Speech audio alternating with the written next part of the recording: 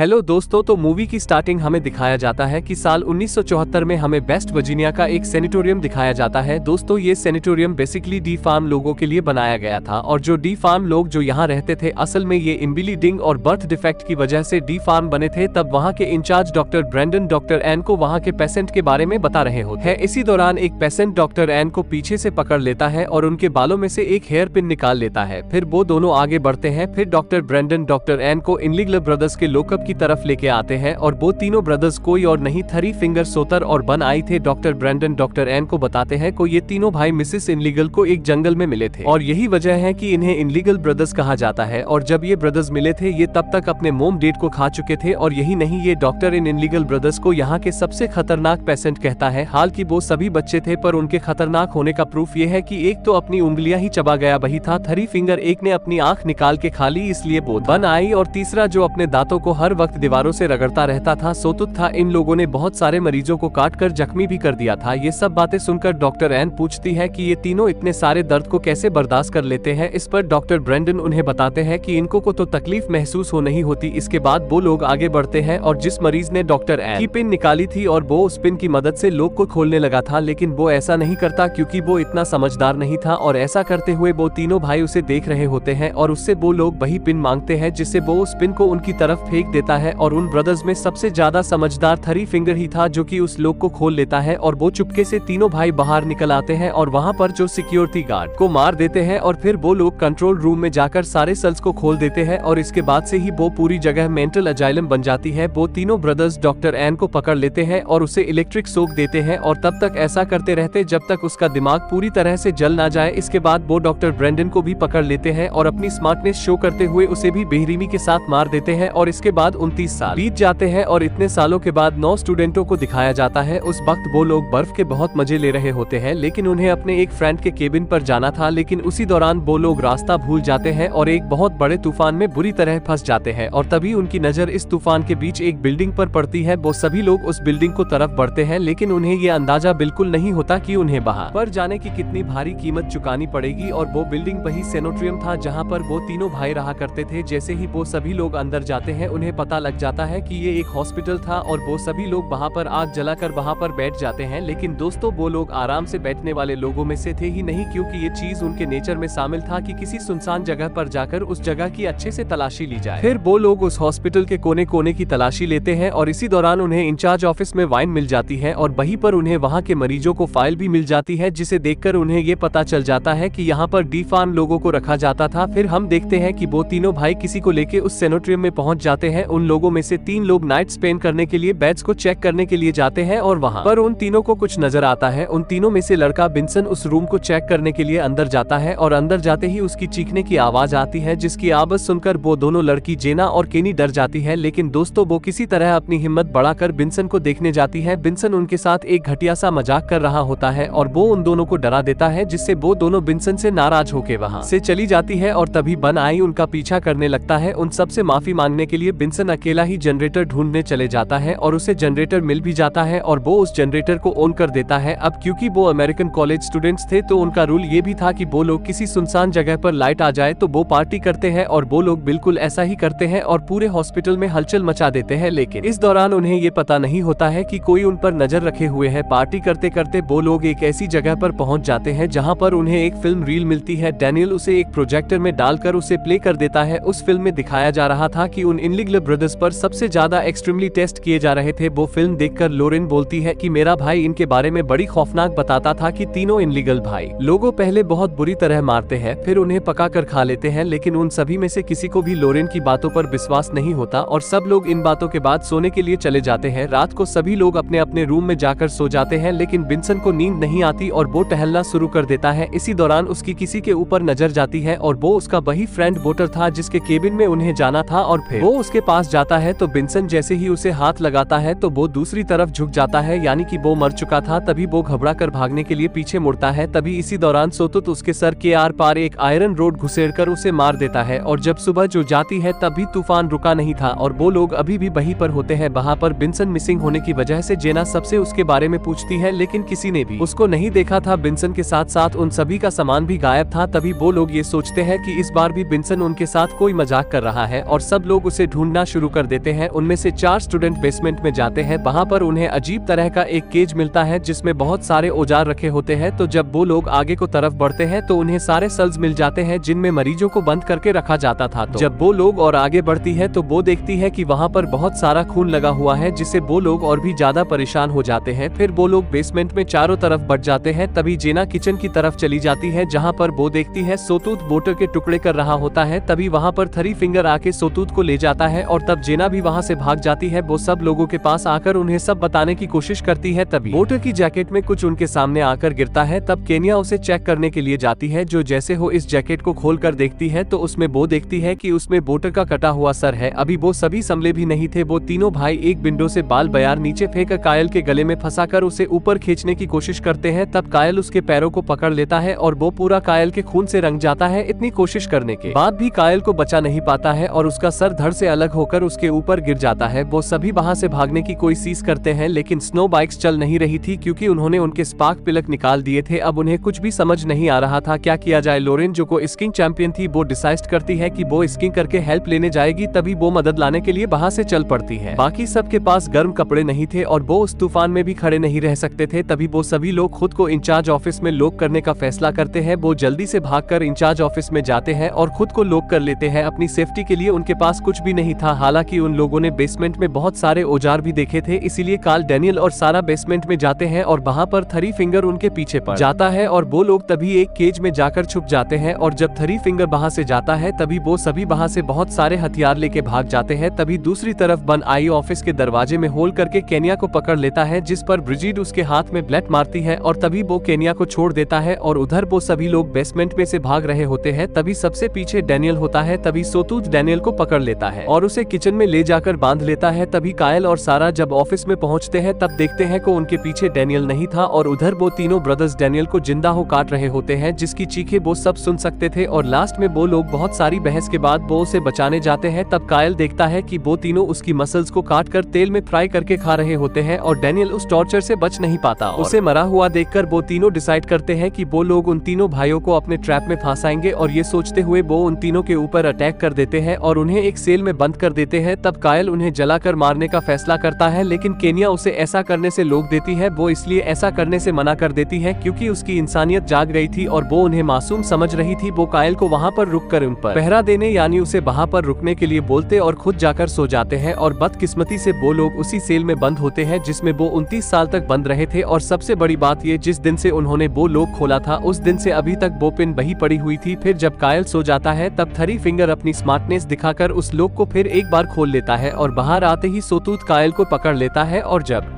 Kenya कायल को check करने आती है तब खुद ब खुद जनरेटर बंद हो जाता है और हर तरफ अंधेरा हो जाता है और वो वहाँ पर देखती है कि ना कायल वहाँ पर, और वो वापस आके सबको बताती है। और तभी वहाँ दरवाजे पर कोई आ जाता है जिसका फेस किसी चीज से कवर होता है। तो सभी लोग ये समझते हैं कि ये थ्री फिंगर है जिसको वो लोग बड़ी बेरहमी से मारते हैं और वो जान से मार जाता है। फिर वो लोग उसका फेस देखने के बारे में सोचते हैं। तभी वो देखते हैं को वो थ्री फिंगर नहीं था, वो कायल होता है जिसकी जुबान कटी हुई होती है। उसे देखकर सब लोग वहाँ से भागने लगते हैं, लेकिन वो तीनों भाई उनके पीछे बुरी तरह पड़ जाते हैं। भागते भागते वो सभी उनके रूम को तरफ आ जाते हैं जहां पर उन सभी का सामान भी रखा होता है। वो सभी अपनी जैकेट्स पहनकर खिड़की से बाहर आने की कोशिश करते हैं, लेकिन वो एक सैनिटोरियम था जिसकी विंडो सील होती है और वहीं पर उन्हें एक टूटी हुई खिड़की दिखती है, लेकिन उस खिड़की के पीछे बहुत सारी बर्फ जमी हुई होती है। सारा उस बर्फ को हटाने लगती है और इतनी ही देर में तीनों भाई वहां पर आ जाते हैं, जिसके बाद थ्री फिंगर दरवाजा तोड़ने को बहुत कोशिश करता है और थ्री फिंगर के बाद सोतूत उस दरवाजे को तोड़ने की कोशिश करता है और इतनी ही देर में सारा वहां बर्फ में एक रास्ता बनाने में कामयाब हो जाती है और वो वहां से बाहर निकलने में कामयाब हो जाते हैं, लेकिन जेना बाहर निकल नहीं पाती और वो वहीं पर फंस जाती है। तभी सोतूत एक ड्रिल मशीन से उसे मार देता है। बाकी तीनों अपनी जान बचाकर वहां से भागते हैं, लेकिन वो तीनों भाई भी उन्हीं की स्नो बाइक को लेकर उन तीनों का पीछा करते हैं। सोतूत ब्रिजिड को पकड़ लेता है, जिस पर वो उन लोगों पर चाकू से हमला करती है, जिस पर वो उसे छोड़ देता है। दूसरी तरफ हम लोरेन दिखाई जाती है जो बर्फ जमने की वजह से मार चुकी होती है और यहाँ पर सबसे अफसोसजनक निराशाजनक बात ये होती है कि मेन रोड उसके सामने ही था जो तूफान की वजह से उसे दिखा नहीं और वो हिम्मत हार कर वहीं बैठी रही और मर गई। अब सिर्फ सारा और केनिया भी बचते हैं और केनिया अपनी जान बचाकर भाग रही होती है और बन आई उसके पीछे पड़ा होता है। अभी वो केनिया को पकड़ने वाला था तभी सारा उसे मारकर नीचे गिरा देती है और वो दोनों अपनी स्नो बाइक लेके वहां से भाग जाती है। वो दोनों बहुत खुश होती है क्योंकि उन्होंने ये सब एक प्लान बनाकर किया होता है। वो इतनी खुश होती है कि वहां पर लगी बयार उन्हें नजर ही नहीं आती है और उन दोनों का सर धड़ से अलग हो जाता है। तभी थ्री फिंगर वहां पर आता है और उन दोनों के सर वहां से उठा कर ले जाता है और उनको बॉडी वहीं पर ही पड़ी रहती है। और उसी के साथ दोस्तों इस शानदार मूवी का एंड हो जाता है। और इसी के साथ में दोस्तों अपने भाई को सपोर्ट करने के लिए इस चैनल को सब्सक्राइब करना ना भूले। ओके बाय बाय दोस्तों।